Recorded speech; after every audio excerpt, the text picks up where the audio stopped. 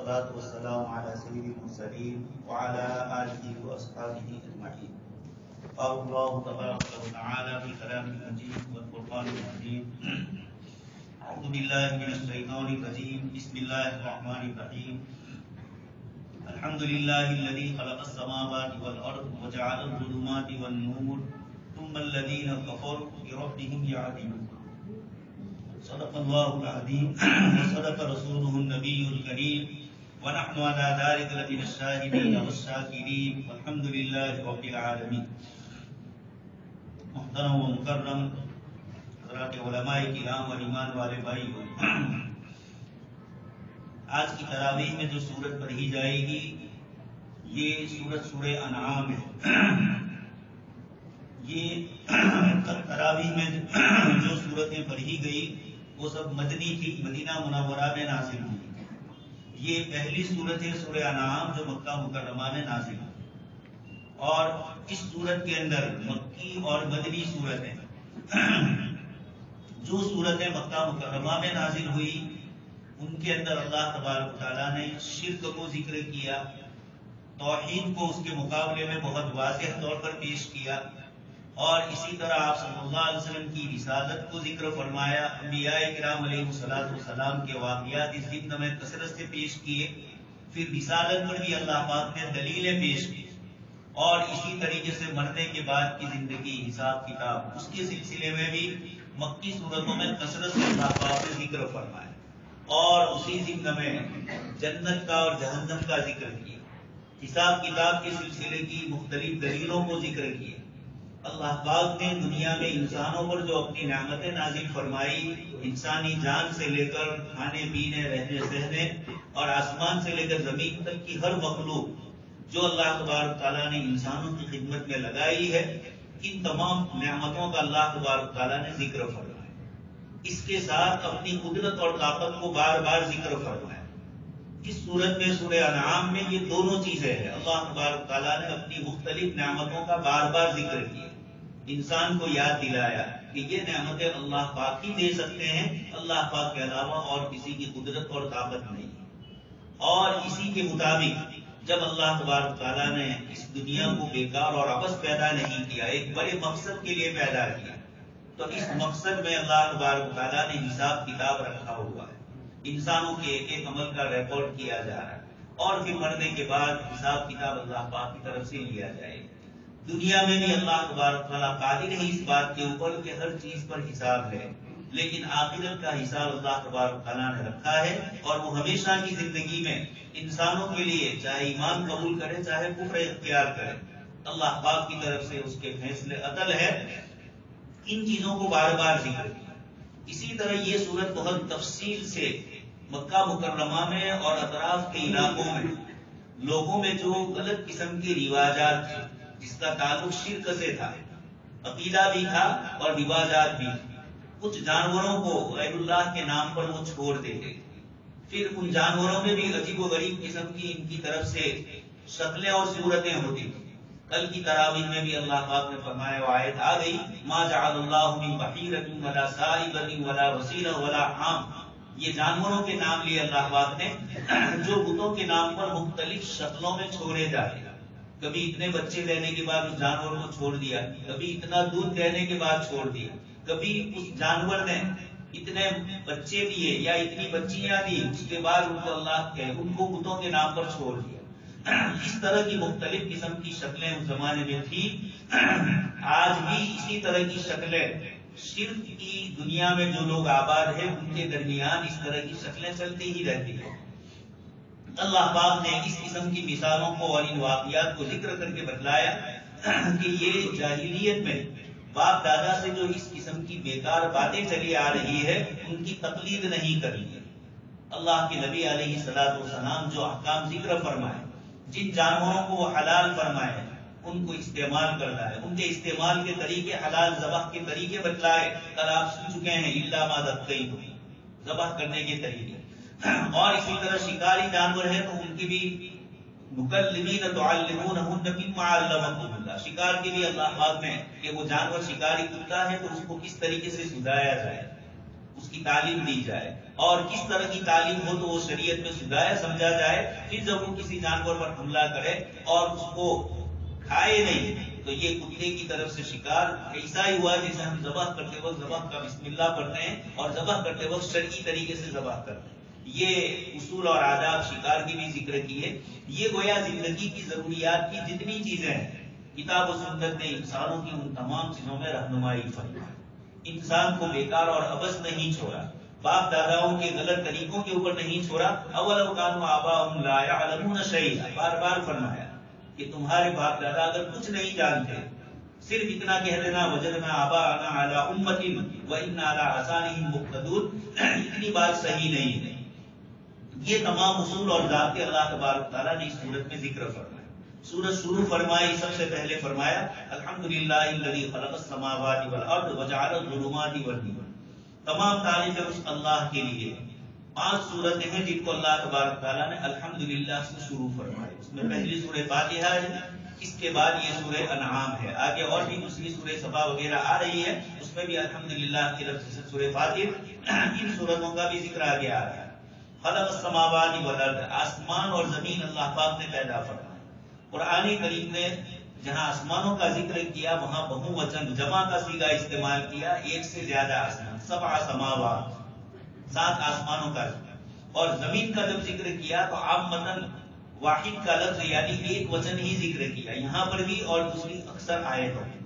البتہ زمینیں بھی ایک سے زیادہ ہے، لیکن چونکہ انسان جس زمین پر آباد ہے عموماً اس کا علم اور رات دن اس کا تجربہ اسی زمین سے ہے، اس لیے اللہ تبارک تعالیٰ نے ہماری اس زمین کا کثرت سے ذکر فرمایا. ورنہ ایک آیت کریمہ میں اللہ پاک نے فرمایا 7 سماوات ومن الارض مثلہ، کہ 7 آسمان پیدا کیے اور 7 زمینیں بھی اسی کے مانند. لیکن کہاں ہے، کیسی ہے، زمین نیچے ہے، اللہ پاک اس کی حقیقت کو جانتے ہیں. آج تک سائنس ان 7 زمینوں کے متعلق اپنی ساری تحقیق کے باوجود صحیح نتیجے تک نہیں پہنچی. سائنسدانوں کا کہنا ہے کہ زمین کے اندر نیچے ہم 7-8 کلومیٹر تک پہنچے، اس کے بعد کچھ ایسی چیزیں آئی کہ وہ نیچے نہیں جا سکے. پھر بڑی بڑی دوسری مشینریوں کو استعمال کیا گیا اور اس کی روشنی میں 10 سے 11 کلومیٹر تک نیچے جا سکے. اور انداز ان کو یہ ہے کہ نیچے بھی کوئی مخلوق ہے ایسا محسوس ہو رہا ہے. سائنس ضروری نہیں ہے کہ ہر مشاہدہ اور آنکھوں سے دیکھی ہوئی چیز کا نام ہی سائنس ہے، یہ دھوکہ ہے. الحاد اور ملحدین نے اللہ پاک کا انکار کرنے کے لیے یہ کہا، اور آج بھی بہت سارے غیر مسلمین یہی کہتے ہیں کہ بن دیکھے کو، جس کو دیکھا نہیں ہے اس خدا کو کیسے مانا جائے، ہم تو دیکھے ہوئے کو مانتے. اس کا جواب دیا کہ ہزاروں اور لاکھوں قسم کی رات دن کی چیزیں ایسی ہیں جو آپ آنکھوں سے دیکھ نہیں سکتے، کانوں سے سن نہیں سکتے ہیں، ہاتھوں سے بدن کے اعضاء سے چھو نہیں سکتے ہیں، لیکن ان کا اقرار کرنا پڑتا ہے. بدن کے اندر بھی اللہ پاک نے ایسی چیزیں رکھی ہے اور اس کے علاوہ کائنات کے اندر بھی ہزاروں لاکھوں قسم کی چیزیں ہیں جو اللہ تبارک تعالیٰ کی طرف سے بغیر دیکھے انسانوں کو اس کو قبول کرنا پڑتا ہے. اس لیے سائنس نے اپنے درمیان میں بہت سے دعوے کیے، لیکن بہت سے دعوے وہ ہیں جو انومان ہیں. ایک چیز انہوں نے دیکھی، اس کے بعد آگے کی چیز کا اندازہ لگا، اور اندازہ لگا کر پھر میڈیا کے ذریعے، اخبارات کے ذریعے، سائنس کے جو میگزین نکلتے ہیں اس کے ذریعے کہہ دیتے ہیں کہ اب ایسا ہوگا، ہو سکتا ہے، اور ابھی اس کے لیے کوئی دلیل نہیں لیکن اس کو بھی ذکر کرتے. دنیا میں ان تمام چیزوں میں یہی ہے کہ اللہ تبارک تعالیٰ نے بھی اس سورت کے اندر اپنی قدرت کی اتنی نشانیاں بتلائی، اتنی نشانیاں اور علامتیں بتلائی کہ اس کے بعد کفر اور شرک آدمی کرے تو اس سے زیادہ بیوقوف اور کوئی نہیں ہوگا. اتنی دلیلوں سے اللہ پاک نے سمجھایا ہے. یہ بھی بتلایا کہ توحید اور شرک ان دونوں کو جب کھولا جائے، واضح کیا جائے تو وہ دلیلیں اور وہ مثالیں بتلائی جائے جو روز مرہ انسان اپنی آنکھوں سے دیکھے. اللہ پاک نے اس سورت کے اندر جو توحید کی نشانیاں ذکر کی، اپنے وجود کو ثابت کروایا اور اپنی قدرت اور طاقت کا لوگوں کے سامنے مظاہرہ فرمایا، تو رات دن کی ان مثالوں سے فرمایا جو آنکھوں سے دیکھی جاتی ہے. اللہ پاک نے فرمایا وما تسقط من ورقۃ الا يعلمها، کہ کوئی درخت کا پتا گرتا نہیں ہے مگر اللہ پاک اس کو جانتے ہیں. ولا حبۃ فی ظلمات الارض، کوئی اناج کا دانہ زمین کے اندر ہم بوتے ہیں ہمیں کچھ پتا نہیں ہے. ولا حبۃ فی ظلمات الارض، وہ وہاں کس پوزیشن میں اسی سورت کا اللہ پاک نے فرمایا ان اللہ فالق الحب والنوى، اللہ تبارک تعالی دانے کو پھاڑتے ہیں، گٹھلی کو توڑتے ہیں، اور زمین کے اندر ڈالنے کے 2-4 دن کے بعد پھر وہ اوپر نکلتی ہے، تنو من مٹی کو کرید کر کھود کر اندر سے ایک باریک سے باریک کون نکلتا ہے، اور ایک باریک سے باریک اتنا باریک کہ چھوٹا بچہ بھی ہاتھ سے مسل، لیکن وہ تنو من مٹی کو پھاڑ کر اوپر نکلتا ہے۔ روز کاشتکار لوگ ہیں وہ اس کا مشاہدہ بار بار کرتے رہتے ہیں۔ تو اللہ پاک فرماتے ہیں فالق الحب، دانے کو توڑنے والے، نوا گٹھلی کو توڑنے والے۔ خود مفسرین یہ فرماتے ہیں کہ کاشتکار جب زمین کے اندر اناج بوتا ہے تو اس وقت وہ ڈال دیتا ہے زمین کے اندر پھل اور دوسری مشینریوں کے ذریعے آج کل اناج ڈالا جاتا ہے، بارش ہو رہی ہو یا بارش سے پہلے، بارش کے بعد، یا اور دوسرے پانی کے انتظامات۔ دانا ڈالتے وقت کاشتکار کو یہ پتا نہیں ہے کہ یہ جو دانا ہے اس کے 2 حصے ہیں، ایک حصہ جب اگے گا تو اوپر رہے گا اور ایک حصہ نیچے رہے گا۔ گیہوں کی آپ بالی دیکھیں گے تو گیہوں کا ایک حصہ، ایک کونا نیچے ہے اور ایک کونا اوپر ہے۔ اس طرح اناج کے یہ سارے جتنے بھی غلے ہیں اللہ تبارک تعالیٰ نے اس طرح رکھا ہے کہ ایک کونا اس کا زمین سے نیچے لگنے والا ہے، یعنی زمین کی طرف، جڑ کی طرف، اور ایک حصہ اس کا اوپر کی شاخوں کی طرف۔ لیکن کاشتکار جب ڈالتا ہے تو ایسے ہی ڈال کے چلا جاتا ہے، اس کو کون ٹھیک کرتا ہے اور اگا کر اس کو اس پوزیشن میں رکھتا ہے کہ اب اس کا اناج اور غلے کا وہ حصہ جس کا تعلق اس کی جڑ سے ہے وہ نیچے ہی رہے، اور شاخ سے جس کا تعلق ہو وہ اوپر ہی رہے۔ کاشتکار کو تو کچھ پتا نہیں ہے۔ یہ عجیب و غریب نظام اللہ پاک نے فرمایا، اور زمین کو اللہ تبارک تعالیٰ نے پیدا فرمایا، وجعل الظلمات والنور، اور اس کے اندر بہت ساری اندھیریاں اور روشنیاں۔ اندھیریاں رات کا ایک تو اندھیرا ہوتا ہے، اور ایک بہت ساری وہ چیزیں ہیں کہ جہاں سورج کی روشنی نہیں پہنچ پاتی۔ سورج سے بھی بڑی بڑی بلیک ہول سائنسدانوں کے یہاں مشہور ہے، اتنے بڑے بڑے سوراخ ہیں اور وہ اندھیرے ہیں۔ سورج ہماری زمین سے کئی لاکھ گنا بڑا ہے، اور خود ہماری زمین کتنی بڑی ہم اور آپ نہیں جانتے، اس سے لاکھوں گنا بڑا سورج، اور ایسے ایسے لاکھوں سورج اس بلیک ہول کے اندر چلے جائے تب بھی وہ بلیک ہول پور نہیں ہوتا ہے، اتنا خلا اس میں رکھا ہوا ہے۔ یہ رات دن سائنسداں پریشان ہیں ان بلیک ہولوں سے کہ یہ اوپر کے برہمات کے اندر، اوپر کی کائنات یونیورسل میں یہ بڑے بڑے اس طرح کے شگاف کہاں سے آئے۔ یہ اللہ پاک کی قدرت ہے۔ اللہ پاک نے ان چیزوں کو ذکر نہیں کیا تو آنکھوں سے نظر نہیں آتی، اشارے کر دیے، لیکن اندھیریاں اور اجالا اس کو تو ہم آنکھوں سے دیکھیں گے۔ رات کا اندھیرا ہوتا ہے، دن کا اجالا۔ روزانہ سورج اپنے وقت مقررہ پر طلوع ہوتا ہے اور غروب ہوتا ہے۔ اللہ پاک فرماتے ہیں رات اور دن کا یہ ہیر پھیر، ان فی خلق السماوات والارض واختلاف اللیل والنہار، یہ رات اور دن کا آنا اور جانا۔ ہم اور آپ تو سوتے ہیں، سورج چھٹی نہیں کرتا، اسی لیے اسکول میں پڑھایا جاتا ہے کہ سورج ہمیں کیا سبق دیتا ہے، ڈسپلین کا سبق دیتا ہے، وقت کی پابندی کا سبق دیتا ہے۔ کبھی پیشاب کرنے کے لیے دیر نہیں ہوئی اس کی، کبھی ادھر ادھر جانے کی کوئی پریشانی نہیں، وقت مقررہ پر اللہ پاک نے جو رکھا ہے اس پر وہ طلوع ہوتا ہے۔ اتنا متعین ہے اوپر کا نظام۔ اللہ پاک نے خود ایک آیت کریمہ میں فرمایا وَقَدَّرْنَا فِيهَا مَنَازِلَ، چاند کے لیے، سورج کے لیے منزلیں ہیں، وہ اپنے اپنے محور کے اوپر، اپنی اپنی دھڑی کے اوپر اس طریقے سے چلتے ہیں، كُلٌّ فِي فَلَكٍ يَسْبَحُونَ، ہر ایک اپنے اعتبار سے ہے، ذرہ برابر کوئی رکاوٹ نہیں۔ اتنا منظم نظام کہ اس کی بنیاد پر انسانوں نے جب ان چیزوں میں تحقیق کی تو انسانوں نے خگور شاستر کا، فلکیات اور آبزرویٹنگ کا جو نظام انسان کی سمجھ میں آئے، آپ دیکھ رہے ہیں تقویم کے اندر کہ روزانہ سورج اتنے بجے طلوع ہوگا، اتنے بجے غروب ہوگا، سورج دوپہر کو اتنے بجے زوال ہوگا، یہ بالکل مقررہ۔ یہ انسان کا کمال نہیں ہے، انسان کا کمال تو یہ ہے کہ اللہ پاک نے اس کو وہ علم دیا جس کی روشنی میں وہ اللہ پاک کی اس نظام کو سمجھنے کے لائق ہے۔ تو نظام چلانے والی ذات اصل ہے، نظام کو سمجھنے والا انسان۔ یہ اس لیے سمجھایا ہے کہ انسان نظام چلانے والی ذات کو پہچانے۔ لیکن افسوس ہے رات دن سائنس کی چیزوں میں تحقیق اور ریسرچ کرنے کے بعد بھی اللہ کی توحید سمجھ میں نہیں آتی ہے۔ یہ اللہ پاک کی طرف سے بدبختی ہوتی ہے، سخاوت انسان کی ہوتی ہے کہ اتنی ساری مثالوں کو دیکھنے کے بعد بھی انسان ان چیزوں کا انکار کرے۔ جیسے آج آیت آ رہی ہے، ابو جہل سے ایک اخنس ابن شریف دوسرا بڑا سردار تھا مکہ، اس نے یہ کہا ابو جہل سے کہ یہ رات دن حضرت محمد صلی اللہ علیہ وسلم کو ہم نے اپنی آنکھوں سے دیکھا ہے، 40 سال تک ہم نے ان کی صداقت اور امانت کو دیکھا ہے، کبھی کسی کے ساتھ جھوٹ سے بات نہیں کی، اور اب 40 سال کے بعد جب وہ ایک دعوت دے رہے ہیں اور ایک دعویٰ کر رہے ہیں حکومت کا، تو ہم لوگ اس کا انکار کر رہے ہیں. یہ سمجھ میں نہیں آتا ہے. یہ ابو جہل سے انہوں نے کہا. اللہ تبارک تعالیٰ نے اس کا جواب آیت کریمہ میں ابو جہل کی زبان ہی دیا. اللہ پاک فرماتے ہیں قد نعلم انه لا يحزنك الذي يقولون فانهم لا يكذبونك ولكن الظالمين بآيات الله يجحدون. آپ صلی اللہ علیہ وسلم دعوت دیتے ہیں، اتنے شریف صادق امین جن کے اوپر سب کی نظریں رہیں. ایک سیرت کا واقعہ ہے، ہم لوگ بھی پڑھتے ہیں لیکن پڑھ کے چلے جاتے ہیں. دنیا کی تاریخ میں کہیں ایسا عجوبہ نہیں ملے گا کہ ایک شخص کو قتل کرنے کے لیے پوری بستی آمادہ، سب ان کو قتل کرنے کے لیے تیار، اور ایسے موقع پر اپنی امانتیں ان کے پاس رکھ کر، میری اپنی چیز ہے، مجھے حفاظت کے لیے رکھنی ہے تو خود حفاظت کروں گا، یا مجھ سے زیادہ حفاظت کر سکتا ہوگا وہاں رکھنا، چاہے بینک کے لاکر میں رکھا جائے یا اور کسی امانت دار کو دیا جائے. یہ مکہ والے ایک طرف آپ کے رسول ہونے کا انکار کر رہے تھے، نہیں مانتے تھے، اور دوسری طرف اپنی دنیاوی قیمتی چیزوں کے لیے آپ صلی اللہ علیہ وسلم کا ہی سہارا لے.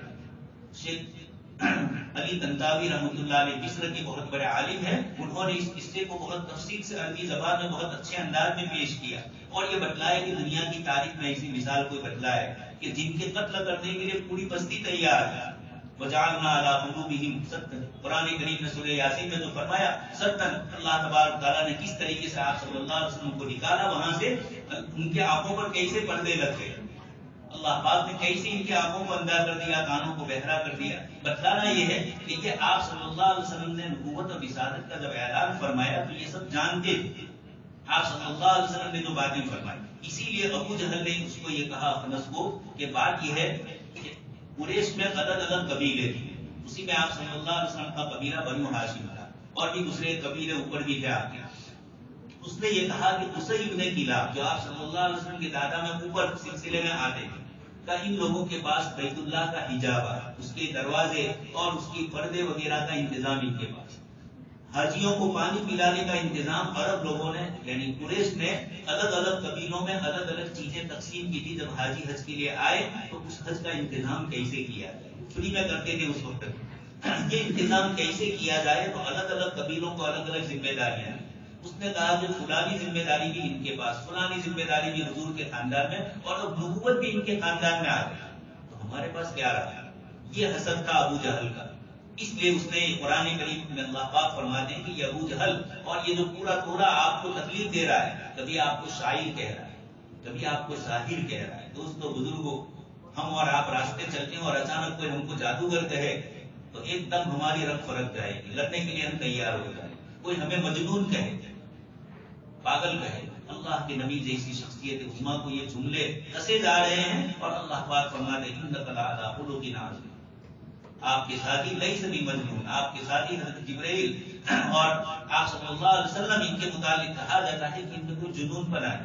یہ اللہ کے رسول کو اس قسم کے جملے جب کہتے تھے تو آپ کو اذیت اور تکلیف دل میں ہوتی تھی. اللہ پاک فرماتے ہیں قد نعلم انه لا يحزنك، آپ کو حزن اور غم میں ڈال دیتی ہے یہ چیز، لیکن فإنهم لا يكذبون، یہ آپ کو نہیں جھٹلا رہے ہیں، ولكن الظالمين بآيات الله يجحدون، ظالمین اللہ کی آیتوں کو جھٹلاتے ہیں. آپ کو تو جھٹلاتے نہیں. 40 سال دوسری ایک آیت کریمہ میں فرمایا، حضرت موسیٰ علیہ السلام نے بھی فرمایا اور آپ صلی اللہ علیہ وسلم نے بھی مکہ والوں سے کہا، نبی اپنے امتیوں کے درمیان 40 سال کی مدت گزارتے ہیں اور پھر اللہ پاک کی طرف سے نبوت ملتی ہے. 40 سال کی مدت کسی آدمی کو پہچاننے کے لیے بہت بڑی مدت ہے. اتنی مدت کے اندر اللہ کے نبی صلی اللہ علیہ وسلم کو انہوں نے سب پہچان لیا. اب اس کے بعد جو انکار کر رہے ہیں لا یکذبون، اللہ پاک فرماتے ہیں آپ کی تکذیب نہیں ہو رہی ہے، حقیقت میں آپ جو دعوت لے کر آئے ہیں اس کو ماننے میں ان کے نفس اور ان کی خواہشات کی تکمیل نہیں ہوئی. ان کی خواہشات رک جاتی ہیں، ان کو اللہ کے تابع ہونا پڑتا ہے، ان کو کتاب اور شریعت کے تابع ہو کر چلنا پڑتا ہے. یہ چیزیں ایسی ہے کہ فإن الظالمین بآیات اللہ یجحدون، اس لیے ظالم لوگ اللہ کی آیتوں کا انکار کرتے. معلوم یہ ہوا کہ انسان کبھی کبھار ہدایت سے محروم اس طریقے سے بھی ہو جاتا ہے کہ یہ خاندانی چیزیں دیکھے یا یہ قبیلے کی چیز دیکھے یا اپنی ذات کے اندر اپنے آپ کو بڑا سمجھے اور دوسرے کو حقیر سمجھے، اور اب وہ دوسرا دین کی بات کرتا ہے تو اس کی حقارت سمجھتے ہوئے اس کی خلاف کرنے کی وجہ سے دین سے خلاف ورزی ہو۔ رات دن اس طریقے سے ہوتا ہے۔ اللہ تبارک تعالیٰ فرماتے ہیں کہ اللہ تبارک تعالیٰ نے الظلمات والنور، تاریکیاں بھی بنائی، نور بھی بنائے، ظاہری روشنیاں بھی اور باطنی تاریکیاں بھی ہے، شرک ہے، کفر ہے، جہالت ہے، یہ سب باطنی اندھیریاں ہے، اور ایمان ہے، قرآن کریم کی تلاوت ہے، نورانیت کا ماحول ہے، یہ نور ہے۔ تاریکیاں بھی بہت ساری، لیکن نور ایک۔ افمن شرح اللہ صدرہ للاسلام فہو علی نور من ربہ، جس شخص کو اللہ پاک نے توحید کی اور رسالت کی اور آخرت کے عقیدے کی دولت سے مسلمان بنا کر مالا مال کیا، اللہ پاک فرماتے ہیں وہ زندہ ہے، اس کے سینے کو ہم نے نور کے لیے کھول دیا۔ آج کی تراویح میں آ رہا ہے افمن کان میتا فاحییناہ وجعلنا له نورا یمشی بہ، ایک وہ شخص جو میتا مرا ہوا تھا، مراد کفر میں تھا، فاحییناہ، ہم نے اس کو ایمان کی دولت سے مالا مال کیا۔ آیت نے فرمایا فاحییناہ، معلوم ہوا احیاء زندہ کرنا۔ ایمان کے بغیر کی زندگی یہ موت کی زندگی ہے، اور ایمان کی زندگی یہ حقیقت میں زندگی ہے۔ اپنے مالک کو پہچان کر آدمی زندگی گزارے، یہ اس کی حقیقی زندگی ہے۔ ایسی ناشکریوں کے ساتھ زندگی گزارے کہ مالک کا پتہ ہی نہ ہو، اس کے احسان کا علم ہی نہ ہو، تو یہ زندگی کیا ہوئی؟ اللہ پاک نے اس لیے فرمایا کہ ایمانی زندگی شرح اللہ صدرہ، ایمان کا تعلق بدن کے ظاہری اعضاء سے نہیں ہے، ایمان قلب کے اندر جاتا ہے۔ جب دل مطمئن ہو جاتا ہے تو پھر کسی کی نہیں چلتی ہے۔ اللہ تبارک تعالیٰ نے اس لیے دل کے ایمان کو فرمایا شرح اللہ صدرہ، سینے میں یہاں اللہ پاک نے جو دل رکھا ہے وہ جب مطمئن ہو جاتا ہے تو پھر بڑی سے بڑی طاقت کا مقابلہ کرنا انسان کے لیے آسان ہوتا ہے۔ موسیٰ علیہ السلام کے زمانے کے جادوگر، موسیٰ علیہ السلام کے مقابلے میں فرعون نے پورے علاقے میں اعلان کروایا، اور اعلان کروا کر بڑے بڑے تجربہ کاروں کو ہی بلائے جو اپنے فن کے سب سے ماہر لوگ، اور فرعون کے وہ آدمی تھے۔ انہوں نے پوچھا بھی کہ اگر ہم اپنے جادو میں غالب آ جائیں، کامیاب ہو جائیں تو ہمیں کیا ملے گا؟ اس نے کہا لمن المقربین، تمہیں اپنے قریبی بنا دوں گا، تمہیں مال و دولت سے نوازوں گا، اور عہدے اور کرسیوں سے تمہیں نوازوں گا۔ یہ سب کچھ کہا، یہ سارا معاہدہ ہوتا ہے، لیکن جیسے ہی انہوں نے اپنی رسیاں سانپ کی شکل میں ڈالی اور اللہ پاک نے موسیٰ علیہ السلام کو حکم دیا کہ آپ بھی اپنے عصا کو ڈال لیجیے، فَإِذَا هِيَ تَلْقَفُ مَا يَأْفِكُونَ، قرآن کا جملہ ہے کہ یہ نگلنے لگا، اور کس کو؟ ما یفکون، افک، حقیقت میں تو وہ رسی ہے، وہ تو سانپ تھے ہی نہیں، تو اللہ پاک نے فرمایا یفکون، افک مانی جھوٹ، تو جو جھوٹی چیزیں لے کر وہ آئے تھے، ساتھ و معجزہ ہے، اللہ کی قدرت اس کے ساتھ لگی ہوئی ہے، تو حق اور باطل، جھوٹ اور سچ کا مقابلہ ہوتا ہے تو سچ غالب آتا ہے، تو اللہ پاک فرماتے ہیں فَإِذَا هِيَ تَلْقَفُ مَا يَأْفِكُونَ، وہ موسیٰ علیہ السلام کا عصا ان سارے اژدہوں کو نگلنے لگا جو جھوٹے طور پر انہوں نے نظر بندی کی تھی۔ یہ تو رسیاں لوگوں کو نظر آ رہی تھی کہ وہ رسیاں نہیں ہیں، وہ سانپ ہے، اس لیے لوگوں کی آنکھوں کو دھوکہ دیا گیا، حقائق نہیں بدلے تھے۔ خیر مجھے یہ بتلانا ہے، یہ جادوگر جب انہوں نے یہ منظر دیکھا کہ جادو کو توڑ تو سکتا ہے لیکن نگل جائے، ہمارا جادو دنیا سے وجود ہی اس کا ختم ہو جائے کہ ہم نے کیا پیش کیا، سب نگل گیا، باہر کوئی چیز رہی نہیں ان کی جادوگری کی، وہ سمجھ گئے۔ اسی لیے قرآن نے فرمایا فَأُلْقِيَ السَّحَرَةُ سَاجِدِينَ، فَأُلْقِيَ عربی زبان کا جملہ ہے مجبور، کہ جادوگر اچانک فَأُلْقِيَ السَّحَرَةُ سجدہ کرنے میں ڈال دیے گئے، یعنی اندر سے دل کی آواز میں شرح صدر ہو چکا تھا، اس نے مجبور کیا کہ حق ہے، حق ہی رہے گا، اس لیے اس کی پیروی کرو۔ فرعون کی طاقت اور قوت کا کوئی اس کے مقابلے میں کوئی چیز نہیں، حتیٰ کہ دعائیں قرآن نے ان کی بتلائی کہ انہوں نے مرتے وقت فرعون نے تو دھمکی دی تھی کہ میں تمہیں الٹے لٹکا دوں گا اور ہاتھ اور میں تمہارے کاٹ دوں گا، یہ سب تو دھمکیاں ہیں۔ انہوں نے اللہ پاک سے دعا فرمائی کہ ایک تو حق کے مقابلے میں، اللہ کے نبی کے مقابلے میں ہم آئے تھے، یہ ہمارا اپنا قصور تھا، نادانی کی وجہ سے ہم آ گئے، اب جب آپ نے ہمیں حق بات بتلا دی تو آپ ہمارے اس گناہ کو معاف کیجیے جو موسیٰ علیہ السلام کے مقابلے کے لیے ہم آئے۔ تو یہ بتلانا ہے اللہ پاک کی طرف سے ایمان کا شرح صدر ہونا، اور یہ چیز ایسی ہے کہ اس کا تعلق تو انسان کی عقل مندی سے نہیں، بڑے بڑے عقل مند دنیا میں آج ہے لیکن ایمان سے محروم، اور بہت سارے بیچارے کم عقل لوگ ہیں، لیکن اللہ پاک نے ایمان کی دولت سے مالا مال ہے۔ اس لیے اللہ پاک نے یہاں فرمایا فمن شرح اللہ صدرہ للاسلام، جن کے سینے کو اللہ نے کھول دیا۔ تو اللہ تبارک تعالیٰ نے یہاں آیت کریمہ میں آگے فرمایا وَهُوَ اللَّهُ فِي السَّمَاوَاتِ وَفِي الْأَرْضِ، یہ اللہ آسمانوں اور زمینوں کی ہر چیز کو جاننے والے ہیں۔ يَعْلَمُ سِرَّكُمْ وَجَهْرَكُمْ، تمہاری چپکے چپکے کی ہوئی باتوں کو بھی جانی جائے، تمہارے دل میں غلط قسم کا وسوسہ آتا ہے اس وسوسے کو بھی جانی جائے، وَجَهْرَكُمْ، اور کھلے طور پر تم جو کام کرتے ہو اللہ پاک اس کو بھی جانی جائے۔ آگے اللہ تبارک تعالیٰ فرماتے ہیں أَلَمْ يَرَوْا كَمْ أَهْلَكْنَا مِنْ قَبْلِهِمْ مِنْ قَرْنٍ مَكَّنَّاهُمْ فِي الْأَرْضِ مَا لَمْ نُمَكِّنْ لَكُمْ، مکہ والوں سے کہا جا رہا ہے تم سے بڑی مضبوط اور قداور قومیں پہلے آباد تھی، عاد اور ثمود کی قومیں یہ بڑی مضبوط اور قداور قومیں تھی۔ قرآن کریم نے خود فرمایا ارم ذات العماد التي لم يخلق مثلها في البلاد، عاد اولا یہ قوم ہود کو کہا جاتا ہے، اور عاد ثانیہ یہ حضرت صالح علیہ السلام کی قوم کو کہا جاتا ہے، ثمود بھی کہا جاتا ہے اور عاد ثانیہ بھی کہا جاتا ہے۔ یہاں اللہ پاک نے ان کے خاندان کا جو بڑا تھا ارم، اس کی طرف نسبت کرتے ہوئے فرمایا ارم ذات العماد التي لم يخلق مثلها في البلاد، اتنے مضبوط اور قداور تھے لیکن اللہ پاک نے جب ہلاک کیا 7 لیال و 8 ایام حسوما فترى القوم فيها صرعا كأنهم اعجاز نخل خاوية۔ آگے اللہ پاک فرماتے ہیں فهل ترى لهم من باقی، ساری قوم ختم کر دی، بڑی بڑی مضبوط۔ قرآن نے دوسری جگہ فرمایا جاء الصخر بالواد، پہاڑوں کے اندر بڑے بڑے پہاڑوں کے پتھروں کے پہاڑ ہوتے تھے، ان کو تراشتے تھے۔ اور آج بھی مدین کا علاقہ موجود ہے، سعودی عربیہ کے اندر آیا کونے پر شام کی بارڈر کے اوپر، اور سعودی اب اس کو تفریح گاہ بنا رہا ہے۔ یہاں پہاڑوں کو تراش کر انہوں نے مکانات بنائے، آج بھی لوگ وہاں جاتے ہیں اور دیکھ کر حیران ہو جاتے ہیں کہ کس طریقے سے انسانوں نے یہ چیزوں کو تراش کیا۔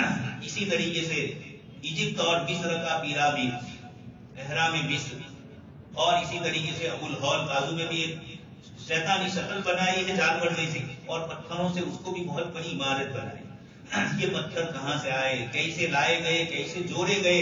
دنیا میں ہزاروں سال سے کتنے زلزلے آئے، پانی آیا، خشکی آئی، کتنی چیزیں آئی، عمارتوں کو، بلڈنگوں کو تباہ کرنے کے مختلف شکلیں آئی، لیکن وہ ابو الہول بھی اور وہ پیرامید بھی اپنی جگہ پر ہے۔ اللہ پاک نے بتا دیا کہ ایسی مضبوط قومیں تھیں، لیکن آج دنیا میں کوئی جانتا نہیں ہے کس نے یہ بنایا، کیسے بنایا، کیوں بنایا۔ اب تک سارے کے سارے اسرار ہی اسرار ہیں۔ سائنس بہت کوشش کر رہی ہے لیزر کے ذریعے اور نئی نئی مشینریوں کے ذریعے اسکین کر کے ان کے مسالے کو لا رہے ہیں، اور اسکین کر رہے ہیں کہ یہ کیسے بنایا گیا۔ 250 کلو کا ایک پتھر اوپر اتنے اونچے کیسے چڑھایا گیا، کیسی مشینری، اور یہ تو باہر کی سمت اندر بھی بنایا، اندر تو اندھیرا ہی اندھیرا تھا۔ تو کس طریقے کی بجلی تھی اس زمانے میں، کیسی لائٹوں کا انتظام تھا کہ جس کی بنیاد پر انہوں نے برابر ایک انچ ادھر سے ادھر نہیں ہوئی۔ پرانے زمانے کی عمارتیں دیکھ لیجیے، جامع مسجد کی بڑے بڑے پتھر کس طرح جڑے ہوئے ہیں۔ اس طریقے سے اللہ تبارک تعالیٰ نے یہ دنیا کا نظام بنایا، لیکن اللہ پاک کا جب عذاب آیا اللہ پاک نے فرمایا هل ترى لهم من باقی، ہے کوئی ان میں باقی؟ کوئی بھی باقی نہیں ہے، نہ عاد باقی رہے، نہ ثمود باقی رہے، صرف ان کے نشانات باقی رہے، ان کی عبرتیں باقی نہیں۔ اللہ پاک یہاں پر مکہ والوں کو فرماتے ہیں کہ تمہاری طاقت تو ان کے مقابلے میں کچھ نہیں ہے۔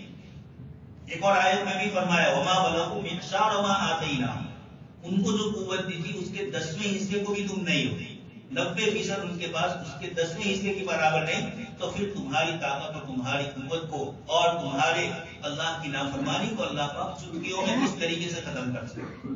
آگے اللہ پاک نے فرمایا وَلَهُ مَا سَكَنَ فِي اللَّيْلِ وَالنَّهَارِ، آسمان اور رات اور دن کے اندر جو چیزیں ٹھہر جاتی ہے اللہ تبارک تعالیٰ کو اس کا علم ہے۔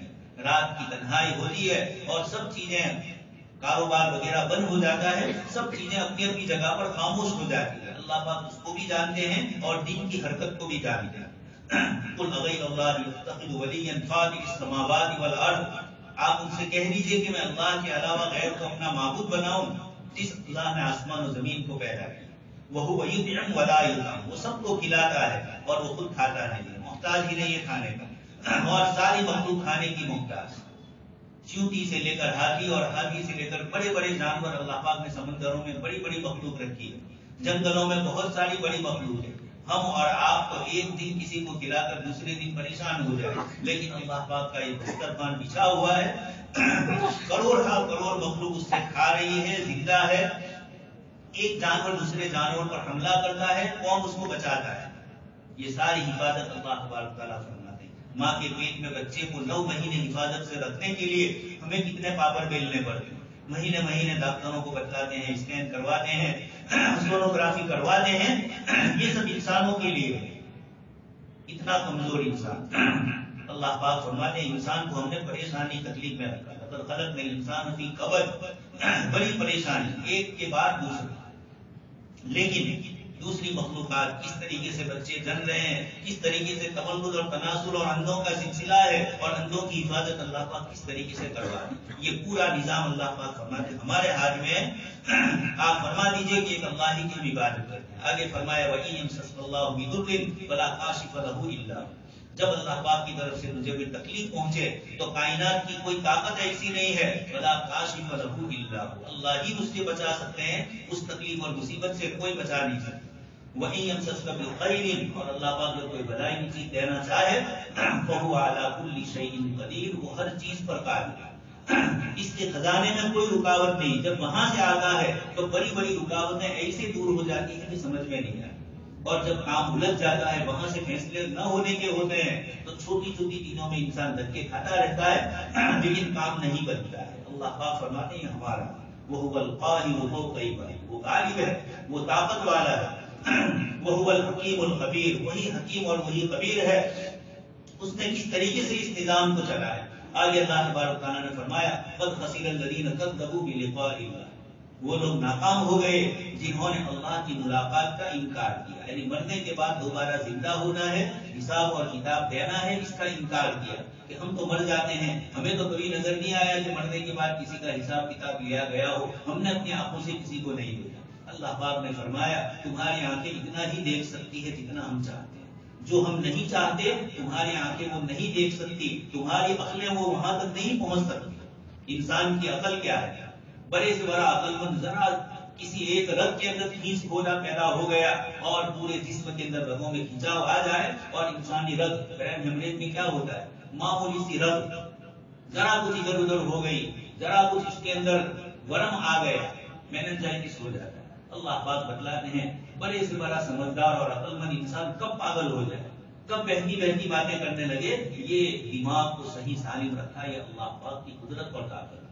وہ بیچارے جن کے دماغ صحیح سالم نہیں ہے، راستے میں چلتے ہیں اور عجیب و غریب حرکتیں کرتے ہیں، ہم اس پر تعجب کرتے ہیں، لیکن یہ بیچارہ مکلف ہے۔ تو یہ اللہ پاک نے فرمایا دماغ کا صحیح سالم ہونا، عقل کا شکور والا ہونا، اور صحیح اور غلط کی تمیز کا ہونا۔ سطر بھی اس کا بیچارے کا چھٹتا نہیں ہے، کھل جاتا ہے، کپڑے میلے ہوتے ہیں، بال بھی بکھرے ہوئے ہوتے ہیں، یہ خود نہیں چاہتا، اس کو تو اس کا تصور ہی نہیں۔ اللہ پاک نے ہمیں یہ صحیح سالم بدن دیا۔ اللہ پاک فرماتے ہیں کہ وہ انسان اللہ کی ملاقات کا انکار کرے۔ سورہ یاسین میں فرمایا وَضَرَبَ لَنَا مَثَلًا وَنَسِیَ خَلْقَهُ، ایک مشرک نے ایک بوسیلہ ہتھی لی، زمین میں کہیں پڑی ہوگی، اور بوسیلہ کی سری ہوئی ہاتھ میں لی اور اس کو مسل دیا اور کہا میں یحیی ھذا العظام، اس ہڈی کو کون زندہ کرے؟ اللہ پاک نے فرمایا قل یحییھا الذی انشأھا اول مرہ، یہ ہڈی بوسیدہ ہے، آئی کہاں سے؟ اس سے پہلے اس کا وجود تھا، کسی جسم کا حصہ بنی ہوئی تھی، اور آج وہ ہڈی کی شکل میں، اس جسم کو کس نے پیدا کیا؟ وہی تو ہم نے ہی پیدا کیا۔ تو قل یحییھا، اس ہڈی کو بھی وہ ذات زندہ کرے گی، الذی انشأھا اول مرہ، جس نے پہلی مرتبہ اس کو وجود دیا، وہی ذات اس کو دوبارہ زندہ کرے گی۔ اور پھر اس کے بعد اللہ پاک نے مثالیں دی کہ درخت ہے، سرسبز و شاداب ہے، جل نہیں سکتا، خشک ہوتا ہے، اور انسان اس کو جلانے کی لکڑی کے طور پر استعمال کرتا ہے، تو سرسبزی اور شادابی ہے، اور وہ خشکی میں بدل جاتی ہے۔ جو ذات اس سبزی کو خشکی میں بدل سکتی ہے، وہی ذات اس انسان کو بڑھاپے میں لا سکتی ہے۔ جوانی کی طاقت ہوتی ہے، اور پھر بڑھاپا آتا ہے، انسان ہر چیز میں محتاج ہے۔ اللہ پاک فرماتے ہیں کہ ثم رددناہ اسفل سافلین، اس کو ہم بالکل نچلے طبقے میں اتار دیتے ہیں، کھانے کی چیزوں کا محتاج، آنکھوں کا محتاج، کانوں کا محتاج، سنائی نہیں دیتا ہے، دانتوں کا مسئلہ، ہر چیز کے اندر انسان بڑھاپے کے اندر ہر چیز میں کمزور ہو جاتا ہے۔ اللہ تبارک تعالیٰ فرماتے ہیں یہ طاقت اور یہ قوت جو تیری تھی اس حال میں اس کو کس نے دیا؟ وہی اللہ دوبارہ زندہ کرنے پر بھی قادر ہے۔ خشکی کے اندر آپ اناج اور غلہ بوتے ہیں، آگے اللہ پاک نے اس کو بار بار ذکر کیا، وَهُوَ الَّذِي أَنشَأَ جَنَّاتٍ مَعْرُوشَاتٍ وَغَيْرَ مَعْرُوشَاتٍ۔ اللہ پاک نے پھل فروٹ، اناج اور غلہ، ان سب چیزوں کو بار بار ذکر کیا۔ خالق الحب والنوى، اللہ تبارک تعالیٰ دانے اور گٹلی کو توڑ کر کس طریقے سے تمہارے لیے اناج کا انتظام کر رہے ہیں، جانور کس طریقے سے رکھے کہ جن کے کھانے پینے، جن کا دودھ استعمال کرنے سے انسانوں کو فائدہ ہوتا ہے۔ یہ ساری نعمتوں کا بار بار اللہ تبارک تعالیٰ نے ذکر فرمایا اور اپنی توحید کو سمجھایا۔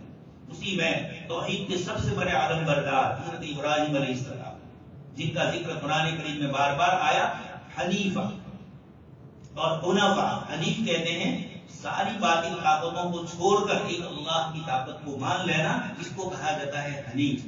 حضرت ابراہیم علیہ السلام نے یہی کیا، وَإِذَا مَرِضْتُ فَهُوَ يَشْفِينِ، جب میں بیمار ہوتا ہوں تو اللہ پاک مجھے شفا دیتے ہیں، اللہ پاک کی کھلاتے ہیں، وہی پلاتے ہیں۔ إِلَّا الَّذِي فَطَرَنِي فَإِنَّهُ سَيَهْدِينِ، اور میری ہدایت بھی وہی کریں گے۔